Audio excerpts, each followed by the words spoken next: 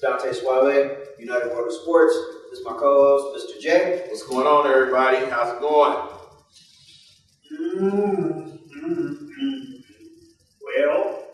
Well, all right. So, bunch of stuff happened. I'm gonna say the really good stuff because the college stuff was for me was good. That's what I meant when I was when I felt like somebody was handing the NBA players a script when they was talking about it was competitive. I'm like, according to what? It was not. We'll touch on that.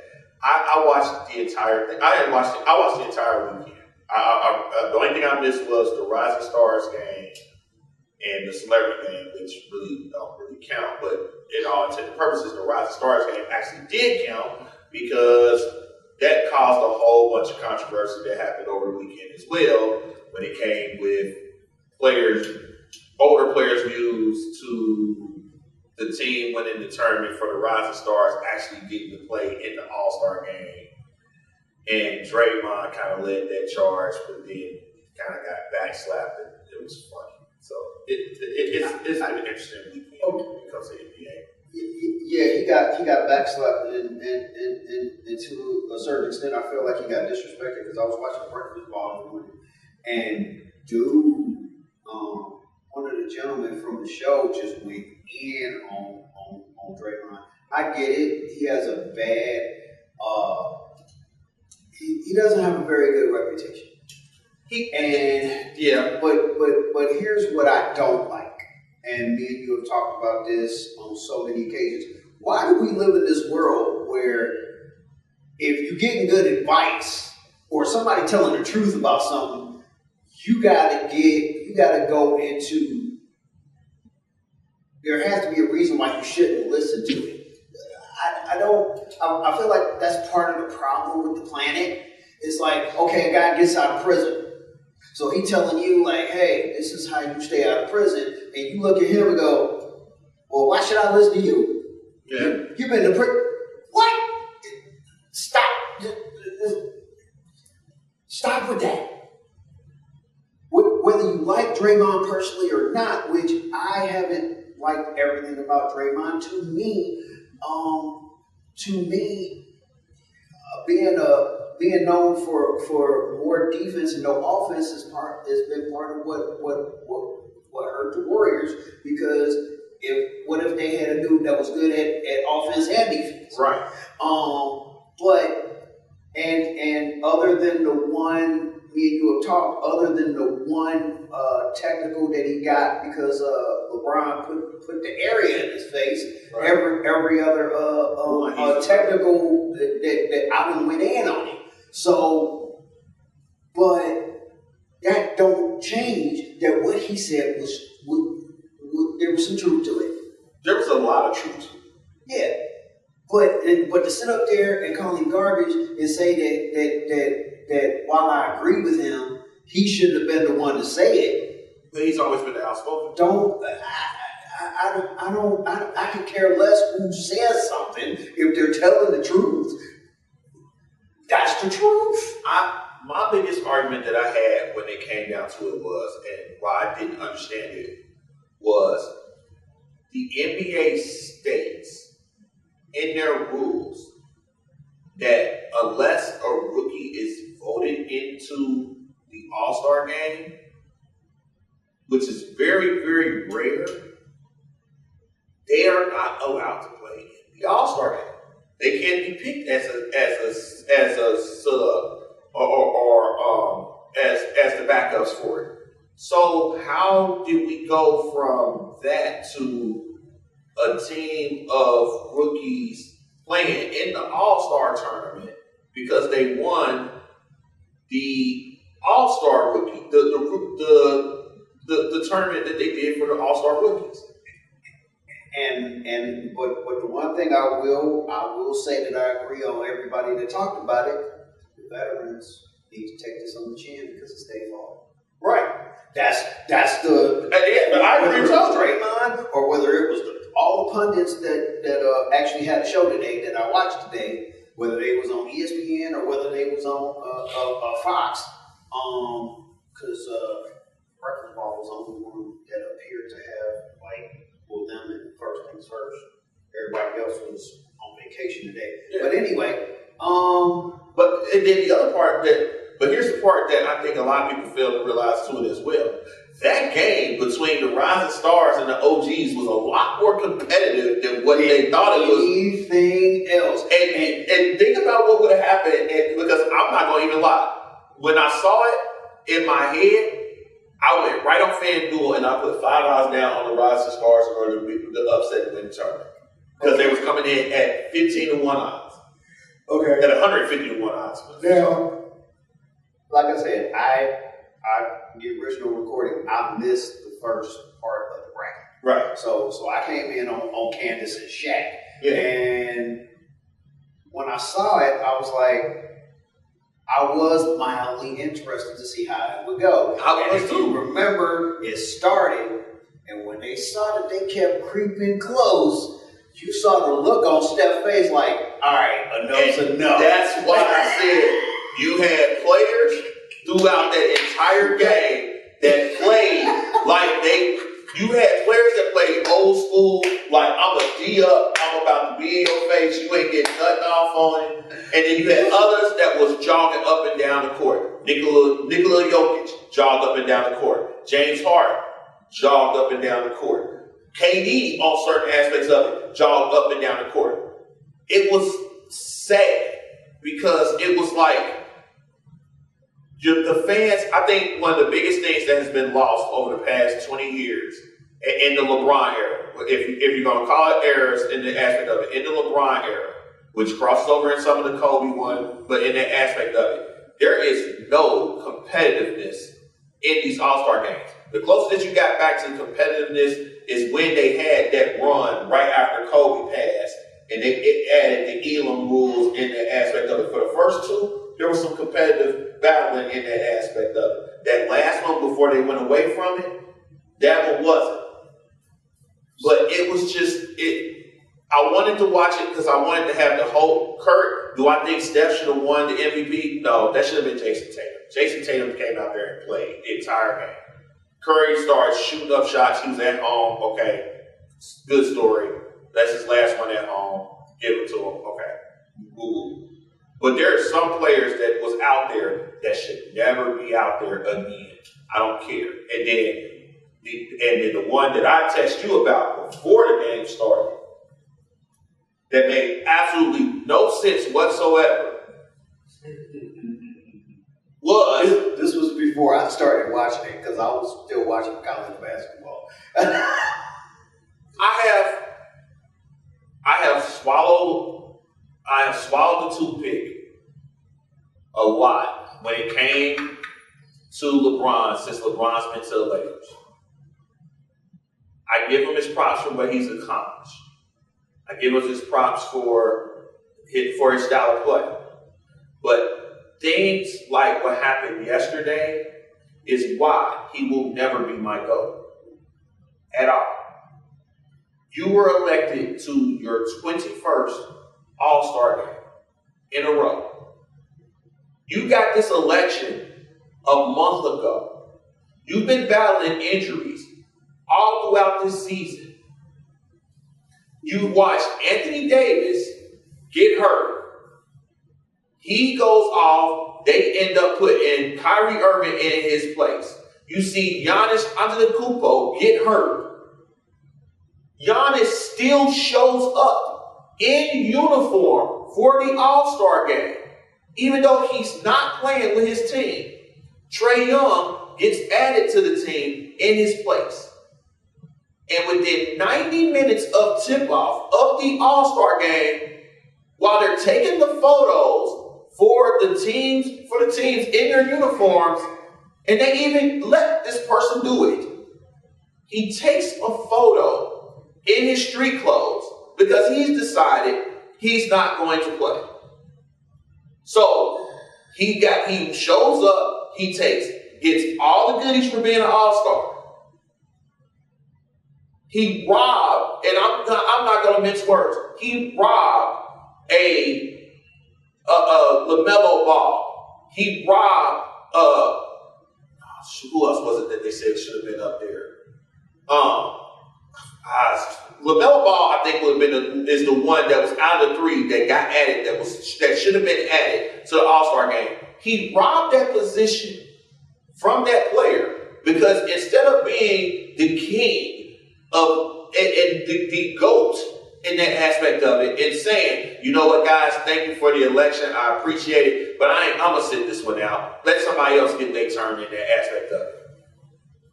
No, he showed up in street clothes. He walked out for announcements for street clothes. He sat on the bench in street clothes. And luckily, his team ended up winning because they had Steph Curry and Damian Lillard and Jason Tatum and Jaylen Brown on that squad. Because if it wouldn't have been for any of the other ones, if he would have been on any other team where you handcuff your team with having them with one less spot and you playing a race to 40, think about if they would have lost that game. Think about how it would have been on media if they would have lost it to the Rising Stars. Is this your king? Is this your king? Shaq would have been mad. Shaq would have been embarrassed, and he would have never dealt with LeBron again because you embarrassed him. He took him with the number one pick. Okay, so all right, so I have a theory. Could he have pulled that because of what's going on with Bronny? What happened with the trade?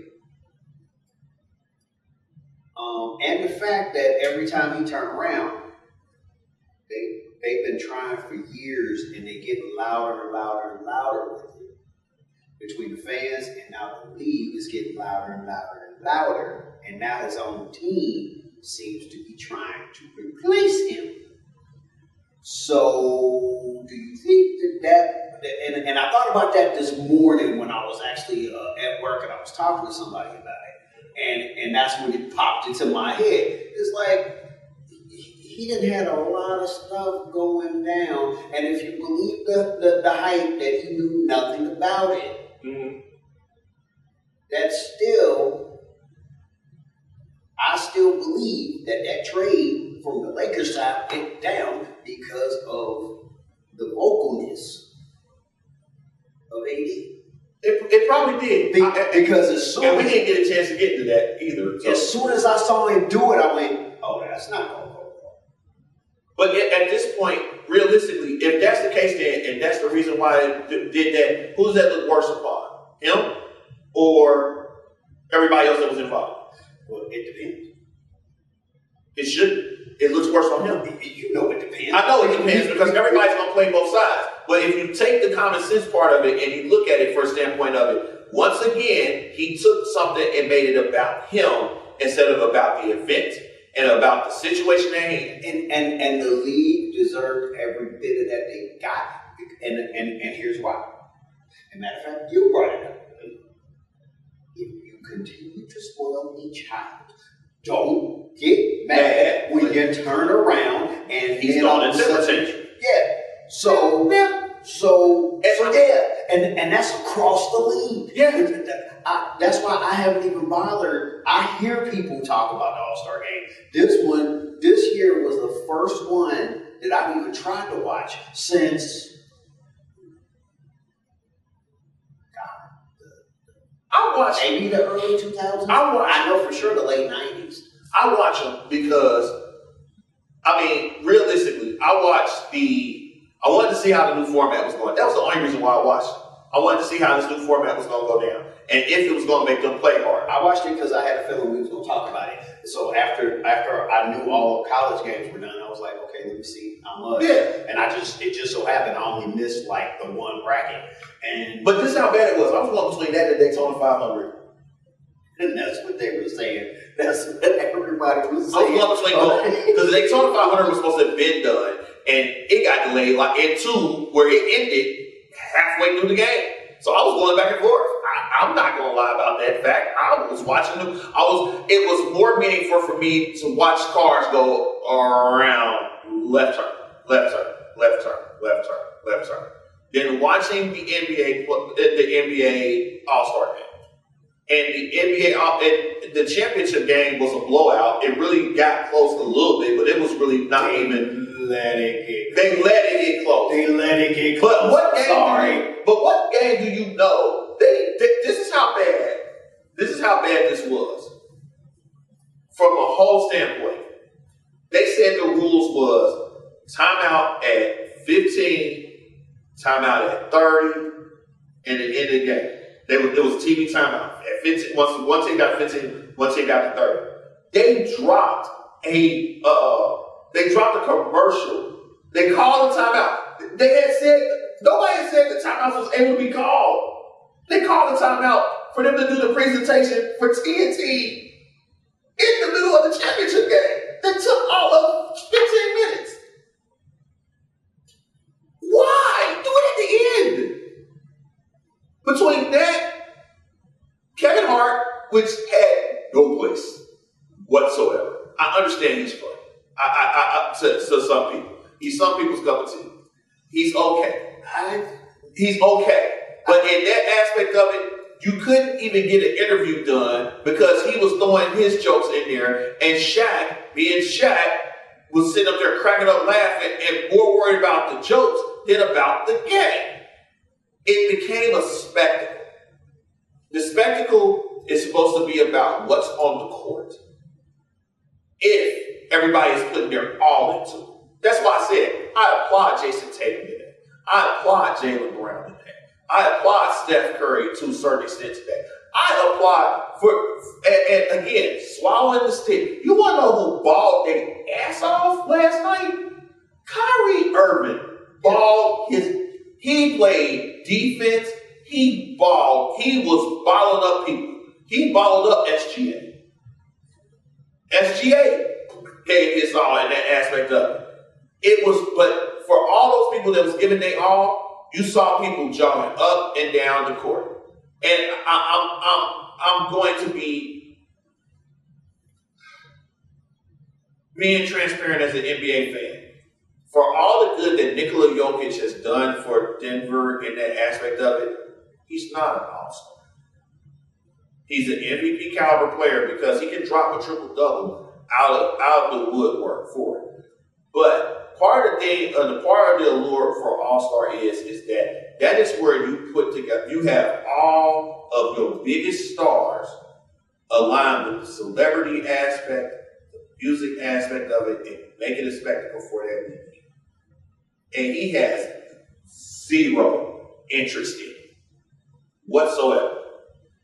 Half the time during that game, the only bucket that I saw him get was when he did a run out and he was the only person down there. He was missing passes. He was throwing wild passes. The ball was coming to him and he was like, oh man. It was no interest whatsoever. And that's what hurts the game. When you start seeing people, I can understand you doing fancy passes and everything else like that. No, it's not chucking them. No, they made it work. Their banter made it watchable. Well, no, I mean, you know when they usually on the show and they basically calling it out. There are some people that believe that's actually makes the league look bad. No, it's called. You cannot sit there and say that that's making the league. If you're in a job and you see somebody doing a half-ass job at their job, and you call them out for it in public after you done told them in private probably you shouldn't be doing this in this aspect of it, and you call it out, that's not detrimental. That's bringing people's eyes that might not be paying attention to it. So in that aspect of it, no, that's not a bad thing. It was bad when you sit there and you watch it, and I went back and I watched part of the replay before I started playing Call of Duty because it was making my head hurt. Thinking like, what the heck happened? Why was this pass thrown? Why was this thrown? And it's not, I'm like you. I'm 90s, 2000s All-Star games.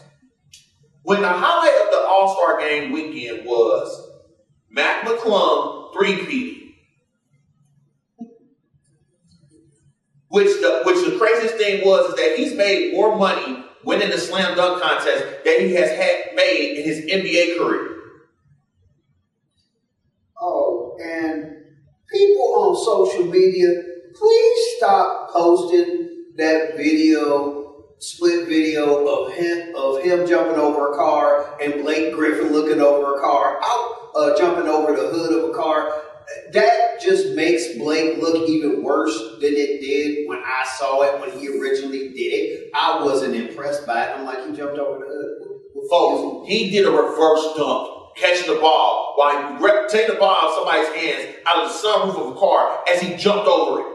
Get over it. That white boy can dunk. You cannot compare. You cannot compare Blake Griffin with that. No. The only thing that you could compare possibly to that dunk was Aaron Gordon's when the mascot had the ball and he caught it and cupped it underneath his legs and dunked it. That's the only thing that you could compare that to. And then he went past that with the dunks that he did after that. Somebody else jumped over the roof, but they didn't turn. They didn't turn. Now, had they brought that video and put it next to them, okay, I will accept it. He still wins because he turned in midair, but still, don't give me Blake Griffin dunks because I'm sorry. People have been talking about how great of a dunker he is, violently throwing the ball at the rim because you don't quite get there. That's not dunking. Blake Griffin is top 10 dunkers of all time. He will never be top 5. Never be top 5. Because, I'm sorry, Zach LaVine and Aaron Gordon, Jordan, Dominique Wilkins. But if you're top 10, then we got to say we're moving the goalposts. Because again, last I checked, you have to actually make contact with the rim when you dunk. Throwing it violently at the rim. Right, that's why I don't. But in the aspect, I don't even see how that gets you top 10. But I mean, in the aspect of it, because that's why I would always put Blake ahead of Dwight Howard. Because Dwight Howard was just sat there and just threw the ball through the rim with a Superman cape. That's why I'm like, it didn't make no, it didn't vibe with that. And it was like,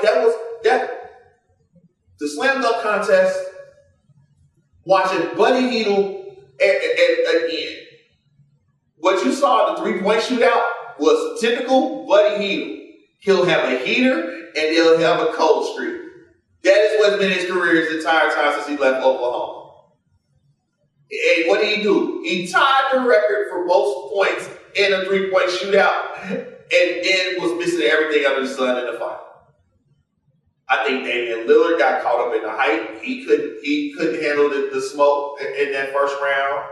I don't understand why Cade Cunningham was out there. I don't understand why he was out there in the 3-point contest. I've heard that name. I don't know much about him. The guard for Detroit? But I'm going to guess that they needed bodies. No. He did somehow, some way he qualified. It was weird. I don't know why he was out there. He didn't need to be out there. Castle did good. And the 3-point shootout was okay. The slam dunk, Castle did the slam dunk. Between Castle and McClung, that was probably the highlight. But the one that I messaged you about was good old Chris Paul. State Farm Chris Paul. Yeah. Now they saying that it was Wemby. And that's crazy that you're going to throw the second-year player under the bus for it in that aspect of it. Because here's the thing. We've used the analogy before when it comes to it. That's like the big brother sitting up there following the little brother. And the big brother already know better. Especially when the big brother has been part of the people that signed up in order to set the structure for this stuff. And I'm going to guess that he told somebody he was going to do that. He went around. They said last night on the interviews, they said Wemby went around and was asking people, like, hey, can we do this? Can we do this? And this aspect of it. And it was like, we think so. Yeah. So he went back to Chris Paul and told Chris Paul that. But the rules state it has to be a viable attempt at a shot. So if you didn't watch it in the skills challenge, The first thing you have to do is bounce the ball 3 times through the hoop. Do a bounce pass 3 times. Then you have to run, and you have to take a 3-point shot, a shot from the free throw line. You get 3 attempts the 3 attempts are made from 3-point line, 3 attempts are made from the free throw, 3 attempts to make a shot from the corner with an arm like waving like different lengths above there for it. What Chris Paul and Victor Wembanyama did was when they got out there to the balls for the racks of it, they just chucked the balls out the rack and ran to the next rack and chucked the balls out the rack, ran to the third rack, check the balls out the rack. So they got through the entire thing in like 30 seconds. They sit there thinking like, oh shoot, and they was the first ones. So they sitting there like, oh shoot, we got this in the bag, we gotta do this. It was a guy from the league that came down and was like, y'all disqualified. And they looking like, what? He's like, y'all disqualified. TNT tried to send Ali McClure over there to interview him. He was like, no, we're not doing it. No. He was telling TNT, you're not talking to them. They're done. They had to sit there. They had to sit there and watch the rest of it. Couldn't get talked to. You could see them debate.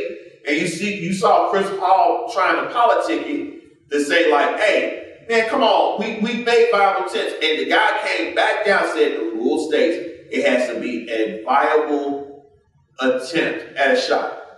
So not just chucking it up there. If they would have chucked it up toward the rim that fast, just went boom, boom, boom, they would have got past it. Because they were just throwing it to the side, they didn't call it a viable attempt and they got disqualified for it. And Chris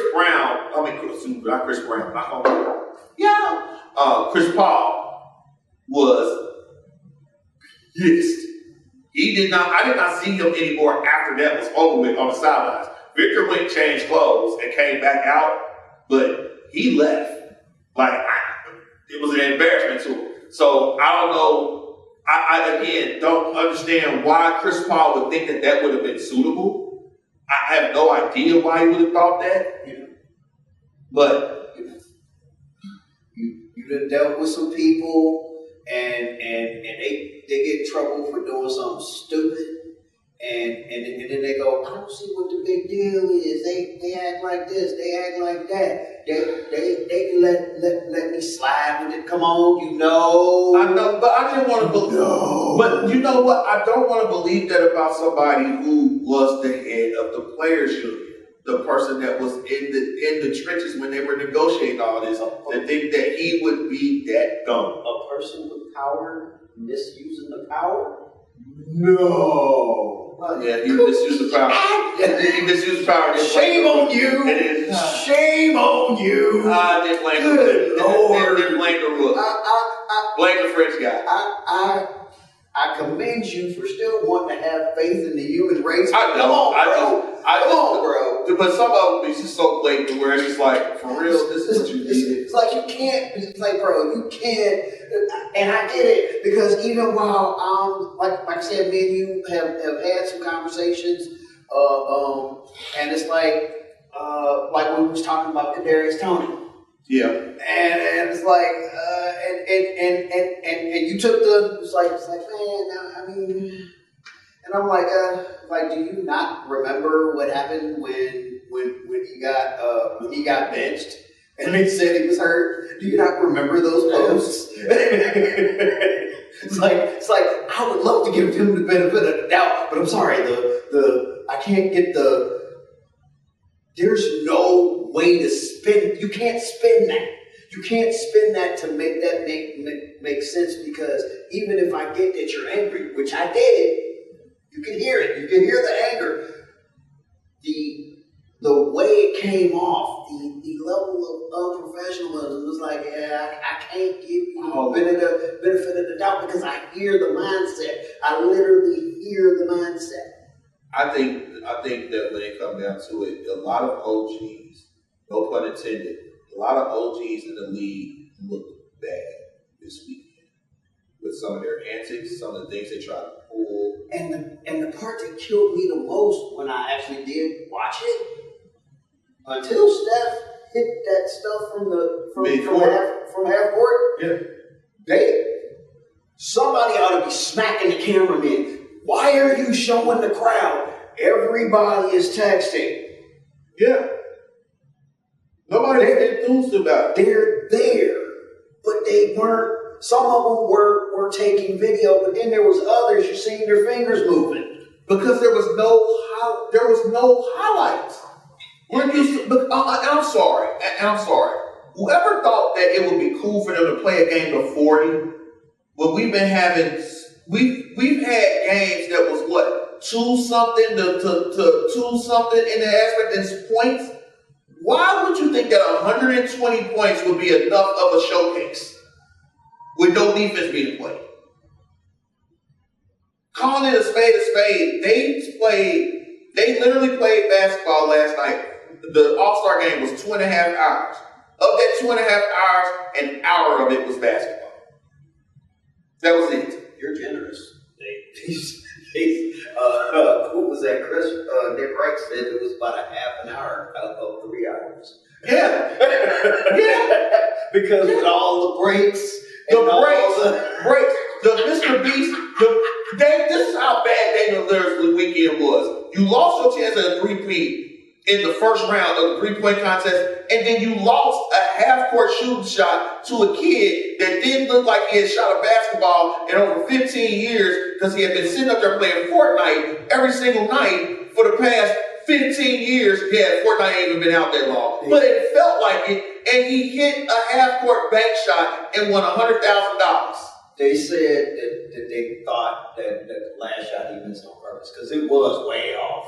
Because they showed he was shooting. He said he made the first two. And he didn't make the first two. This one made one, and they could not hit the broad side of the bar the rest of the while. But here's the thing. They said that they were on a time crunch because of the break that they had in there before they started the next game. So if you know that they're in a time crunch, and this kid has not been, the kid locked up and hit that shot. He locked up. Because he had been off, and then all of a sudden, the last one, everybody can hit a half-court shot one out of 50 times. He just happened to hit it in his fifth. And then the look, I want to see the photo again, the look of him of complete and utter disbelief as he's in a big clear plastic tub full of $1 bills. Like, oh my God. This is how it does feel at strip club. That's the look that he had on his face. And I will put that on the YouTube in the comments. I will put the snapshot of that tonight. But that once we get it uploaded, that right there, when I seen that one, I just was like, this is what tonight's gonna be. Lord help me. Lord help me. And that's exactly how I felt the entire time. Like yikes. Alright. Okay. Enough NBA. We've had enough fun with the NBA. Let's talk NFL. Before we even get started with that, did you see the breaking news from Tom Bellisaro for NFL.com about an hour ago? Bengals are franchise tagging T. Higgins again. Which here lies the question.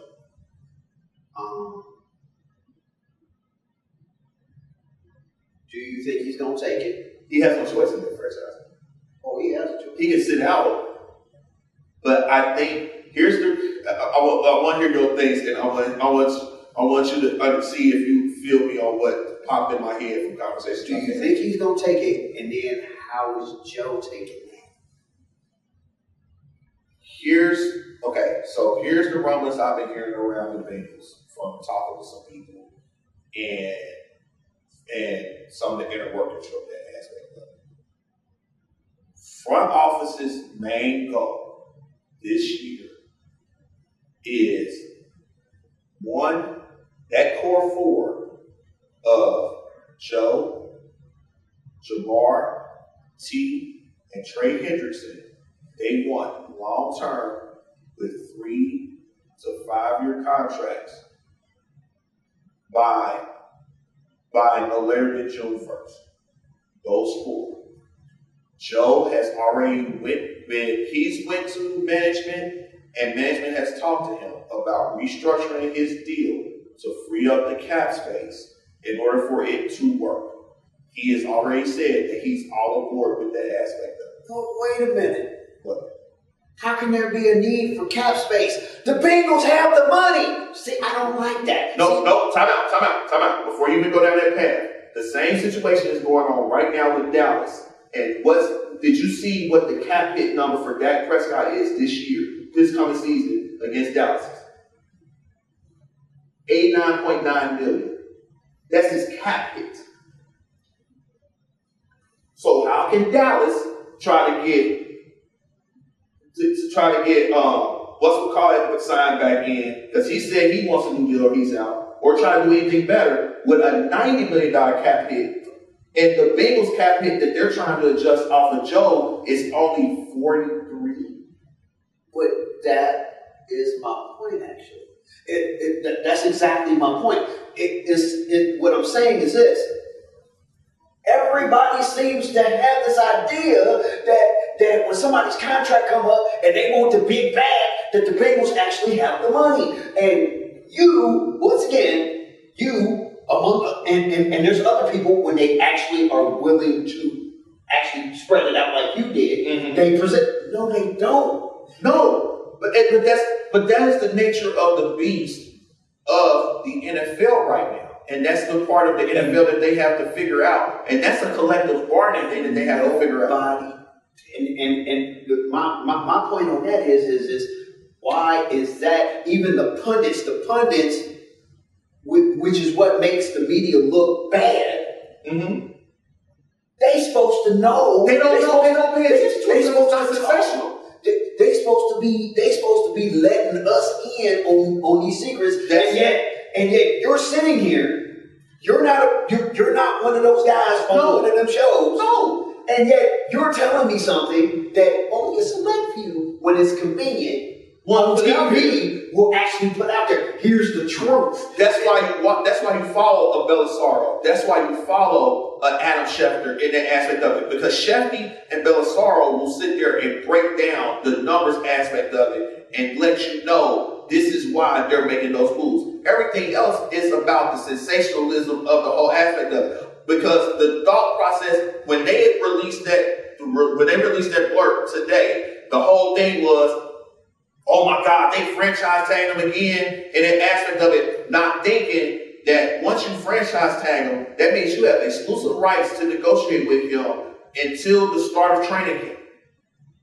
So if they already are working on doing what they want to do in the background of it, and Joe takes that, sits there and says, okay, my cap hit is $45 million, it goes up to $65 million next year, just giving out rough numbers, and it's $80 million on the last year of that deal and that aspect of it. If I restructure my contract to be where it stretches that out to where my cap hit is only 10 to 15 million, that frees up that other 35 million to go make Jamar the highest paid wide receiver in the league. That also still gives T a slot to where T will be paid substantially what he needs to. Oh, by the way, the only player that actually played their butt off on defense every single game that was out there that also wants a new contract will be able to pay him. Or it gives you the flexibility to sit there and say, okay, we can do a sign and trade for T. Sign T to the deal, trade him, and get assets back for it. Everybody might not be happy, but it gives us that flexibility. That's thinking smart. I would not, if they're going to make whatever deal they make, the word trade better not come up, or else I don't want to know how Joe's going to react to that. But here's the thing. Joe has said that this has been, the past 2 years has been the roughest because he knows that they could have been better. And he got hurt, and then this season it didn't pan out that way. So the question would be is that if you can sign and trade T to get a top 3 draft pick in the league this year, to fill a need, to get what's his name? To get a Phillips from Alabama. I think it was Alabama. It was a lineman or linebacker from Alabama that they was talking about. It's been a couple of them. I'm going to start digging in the aspect. He wants Chase. He wants his team. But at a certain point though, they have to understand. He has to understand with that aspect of it. If you bring Jamar back, I mean, if you sign Jamar, which is a given, they're gonna bring your ace back.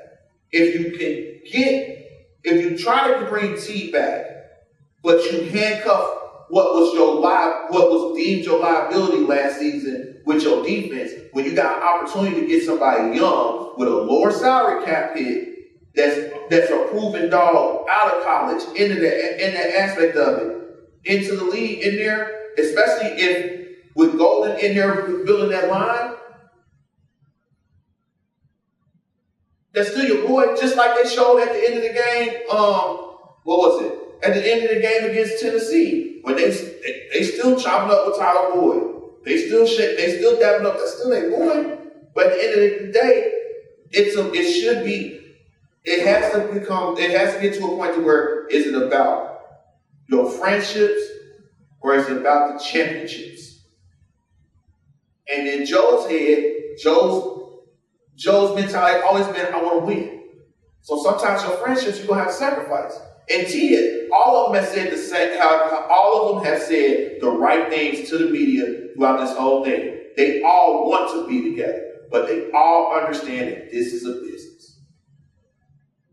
And they've all said that. So while I'm looking at, why is his name? The dude that walked off the field crying for Dallas. Michael Parsons. That's what it is. Michael Parsons, for the longest time. You sit up here, down, he's yelling, I need to get paid. Okay, that's understandable. You can't get paid right now. Because they got to figure out what they're going to do with your quarterback. And, okay, so my other question is anybody trying to talk here into not getting rid of it? No. Because and the reason why I say that is this. I still say that people miss the boat, and that includes the people in the media. I'm old, and yes, you got two ways you can do the all in. You can all in and start making changes, or you can go, if things don't change, changes are coming. Now you better get out there and you better do what it do. I have no faith in Dallas. Or you gotta go. So, well, yeah, because I mean you can't, because Jerry gets on the mic and he starts talking, and you go, I have no faith in Jerry's. I have no faith in Jerry's decision making when their premise has been: we draft and we build our own, we pay our own, we don't deal with free agents, we don't do anything with that aspect of it. And then you've just watched two of your heated rivals play against each other in the NFC Championship, and one of them win a Super Bowl based off of what? Both building through the draft and bringing in key free agents. At some point, your way of thinking has to evolve. And if your way of thinking has made it to where you are the only team to not play in a championship game in 30 years in the entire league, that's a you problem. That's nobody else around it. That's a you problem. And you can sit there and say change is coming, change is going to do this or do everything else like that, and next year you'll be fourth because the Giants really have to figure out something to prove something, because they let their best player in the world go, and he came back with a Super Bowl championship. but you know what? There's something about that it took me a second to catch it. They had to keep playing it over and over. Which one? About Saquon. Uh-huh. I feel like I owe the Giants an apology. Why? Hear me out. Remember what they said. They said they did not feel that if they kept him, that they could. Basically, what happened with Philly? They said that. That's why they let him go. So in a sense, even though it was still stupid, I'm not giving them a pass. It was stupid. You still should have tried, especially seeing that he wanted to stay. They actually did him a favor, and that's what they said during that. And they had to keep playing it for my brain to go, wait a minute. Everybody looking at this all wrong. They looking at it as they made this decision to pick Daniels over him, but actually in reality, they said it on Hard Knocks. They said, we can't keep him because we're not going to be able to field the team that is what he deserves. We're not going to be able to field a winning team, which is what he deserves. So in a sense, to an extent, they actually did him a favor that ended up in a Super Bowl. So it was stupid. I give you that one. But I think the only reason why I would combat that was that if that was the case then, and you knew that Daniel Jones had just pulled a rabbit out of the hat that season when they went to the playoffs, that first season under Dayball, and he wasn't going to do that, wouldn't you shoot your shot with the proven entity instead of the unproven commodity? Even with that fact, because you could. What they said, it sounds weird because it's that's why I had to. I'm glad. Thank you, all the Fox people that kept playing that over and over and over. Yeah. Because the more I listened to it, I went, wait, they knew that they had a feeling that even though they were choosing Daniel, like, okay, we're choosing Daniel, we're going to give him this money, we probably ain't going to be able to field a winning team. So ain't no point in even trying to keep him. No. May as well let him go. And it's like, wait a minute. So they basically said that if they paid them both, that I'm reading between the lines, and I'm using a little what do they call it? The license. I'm taking license. Okay. So you paying this dude because of the way he played. He played the game. You're paying him, hoping that he's going to be something. But everywhere else on the team, if you paid him, Saquon, you ain't gonna be able to field a winning team. And you said that wouldn't be fair to him. And I'm like, whoa, that's weird. That's weird. And the only reason why what makes it weirder is that you still pay Daniel, and then you still cut Daniel, and so you still have. Well, they ended up cutting Daniel because he kept regressing. They thought at least he was gonna be worth the money that they paid him. So like, okay, so we didn't set up here and paid you, and you keep, like you said, you keep getting like worse. How are you getting worse? Which, I'm sorry, I watched some of their games. If the guy can't stay upright, just like this thing with Sam Darnold, where people, it's like, okay, I get it. He was holding on to the ball too long because he was trying to go for the big play. But that's also on the play caller, just like Super Bowl. Speaking of, A.J. Brown. He throws a tantrum because he keeps going straight downfield, and Hurts don't have time, so he ain't getting the ball. So he goes over to the sideline, throws a big tantrum. The next thing you know, they got him on short routes, and he's getting the ball, and they're getting first downs. And it's like, here's my thing. I don't mind if you call me a couch quarterback or whatever the names that you want to call me when I'm criticizing your game. You got to explain it to me. You got to explain it to me why everybody wasn't doing that. If you know that you have won 1,000, just like in the Super Bowl with the Chiefs. Okay, even if Andy was shell-shocked and he wasn't calling it, and this is another reason why I've said that as good as Patrick Mahomes is, he's good to a point. Yeah. In that moment, they needed, speaking of elite, they needed him to take it over. Like, okay, you don't seem to know what to do. Okay, I'm calling it at the line. And that's I'm calling it at the line. Thank you. And then because for what you have, if the Patriots can make it work, I know the mind of Patrick Mahomes and Andy Reid can make it work. There should have been some shorter routes. Where was the end arounds with Worthy? Now, granted, they probably would have got stuff, right? So I get them not even wanting to try it, but you at least try it. I did it. But at the end of the day, and I'm glad you brought this up because I rewatched the Super Bowl last Thursday, and I watched the off swings of the Super Bowl for that. A lot of emphasis was put on the checkerboard style offensive line, the patchwork offensive line that they had, removing Tony in the left tackle and everything else with that. I think, and part of me, I wanted to go back and watch the Bengals game against them in the AFC Championships, both of them, one they won and the one they lost, in that aspect of it. I don't think Patrick Mahomes has the capability to audible that offense. I don't think he does. I don't. And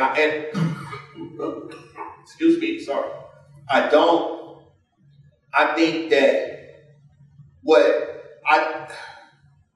Tom Brady got to the point to where he understood the coverages in order to make the adjustments, and just like we've seen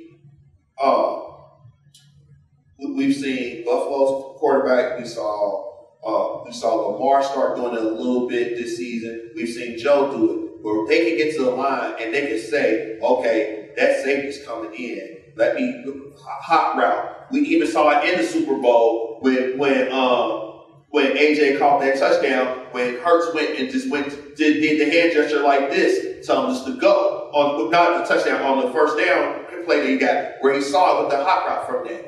You don't see Mahomes adjusting too much, except for going to the second play call that they have that comes in there when they have the two. And if he sees something, he's supposed to switch their play. That's it. And if that's the case, we give Patrick Mahomes a lot more credit for the quarterback and the stats that he did than we deserve to give him. Mostly because of what he does once the ball is hyped. That's what it is. Right. Because once the ball is hyped, if he can get away from you, which the only reason he can get away from you is if you in some way, shape, or form are not being disciplined with your fundamentals. Whether it's him, whether it's Lamar, whether it's Hurts. If you're one guy, you keep him in front of you until somebody comes over and gets him. You use it like you got to use the hyena effect. Mm-hmm. You got to come in packs. You know, a lot of the guys they get away from a lot of these guys because they're so busy wanting to be the hero. Just keep him in front of you. Yeah. Make him run out of bounds. Keep him in front of you. Advance a little bit, but keep him in front of you. Advance a little more forward. Make him go back the other way if need be. But there's been so many plays where it looked like had they just kept him in front of him, he would have more than likely ran out of bounds or run back into the defense. Which at you as the DN, as the DN, that's your job. Keep him in front of you. Yes, if you can get your hands on him, okay, get him. But more than likely, you're not going to be able to get your hands on him. So keep him in front of you, or make him go back into the defense. You know, and so that somebody else can get him. As long as y'all get him, it don't matter who get him. As long as somebody gets him, that's why we was messaging every time they sat up there and the offensive line just pushed the ball to one side and he got through. And I'm like, damn you and the cap discipline. And because like I said, I'm my competitive side. I am like Hitler on crack and steroids I'm fine. I'm bad. I'm horrible with it. It's like, destruction, terror. Yeah, it's like it's bad. That's why I don't really feed into my competitive side too much, because I just it's bad. But that really makes sense with that aspect of it. All right, I know we're coming up on the end of the show, so real cool. Yeah, we gotta get into some of these college basketball games. Okay, Auburn is the best team in college basketball, bar none. I watched that game against Alabama, and when it got to 66, I was about to say, ooh, this ain't good. And then Auburn just sat there and said, wait a minute, why are we doing this like this? And they put their foot on Alabama neck to go on that run to win that game. I watched the whole end of that game, and I was like, what happened? It was just tied. Look, they sucked the entire crowd out of that game in 3 minutes. It was gone. And I'm like, that team might be scary. But the whole problem with that team being scary is that you got 2 conferences, 3 realistic. No, you got 3 realistically and a 4th one that's coming into it. So where cannibalism is going to become a major factor. The SEC, the Big 12, and the Big East have a very, very big cannibalistic nature right now.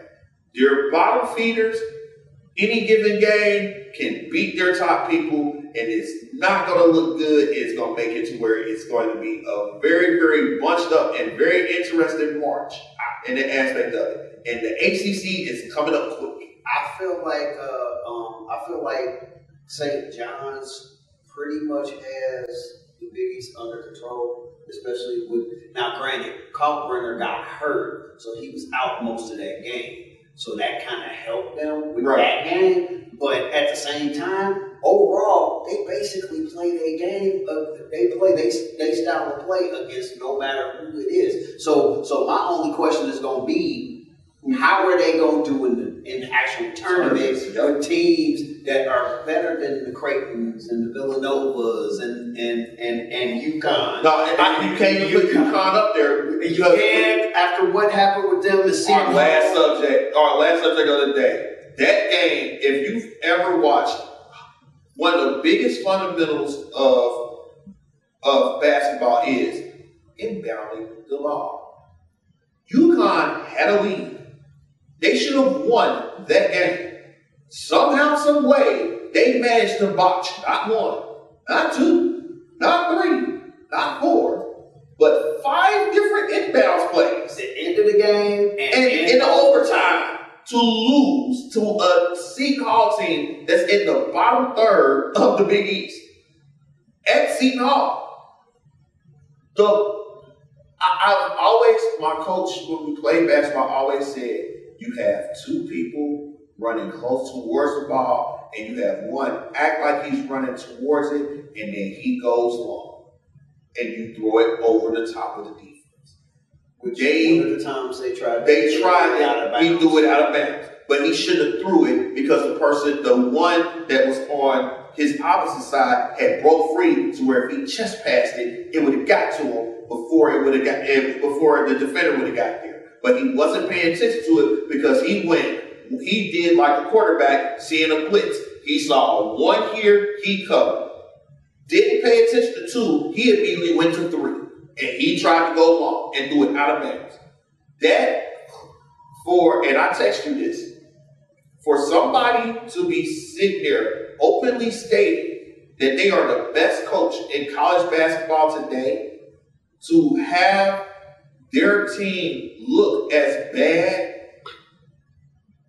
and I see it on Sports Illustrated, where he says that they look like they were poorly coached in their overtime loss. He is damn right. Dan Hurley has to take accountability for that, because this is not the beginning of the season where you're just now going through you're going through your full reps and game mode in that. You are in the back third of the season, maybe the back quarter of the season, because tournaments get ready to start up at the beginning of March. So you cannot have your team looking like this. Who would have thought that the 2-time defending national champions look like trash right now. They still gonna make the tournament, but they look like trash. And there's too many teams, St. John's, Creighton. You can put Xavier in that mix when Xavier wants to play. You got teams that look better than them in that aspect of it. Yeah, I was trying to figure out how they got on top and over Villanova when Villanova beat them like a week or so ago. I was trying to figure that part out. Who's Xavier? Yeah. But I think the conference schedule, I think either the conference schedule or the regular schedule or the overall record. Like I said, a lot of these teams ate in the top half of it, and then they couldn't manage it in the back end of it. Yeah. Well, I mean, at the end of the day, they I've seen it happen before, so I'm not that surprised by it. But it does kind of hurt me because, as everybody knows, UConn is one of my teams. But and to see them like shrinking like this is like crazy. But this has been the year that the 3P has failed unless your name is back in the club. Yeah, Wayne took a shot. Took that shot too, like he did with the Chiefs. Good. Nick Wright was like, "Hey," he's like, "All right now." He ain't lying, right? But man, too much to talk about. The NBA just had us really going. Be on the lookout because me and Mr. Jay and our producer King McCall, and we're talking about going live here. So hopefully within the next week or two, definitely by March 1st, we will be going live. So be on the lookout for that. And as always, like, share, comment, critique, be nice. Be nice. Come at it. If you think that you got something that can come at me with it, bring it. I'll come right back at you. No. At the end of the day, my brand, we gonna try to be about peace. Oh yeah. But as Eminem said, don't get it twisted. If you don't want to be about peace, as much as I hate it, I'll go there. But no, let's not do that. Let's have one platform, one area where everybody can talk.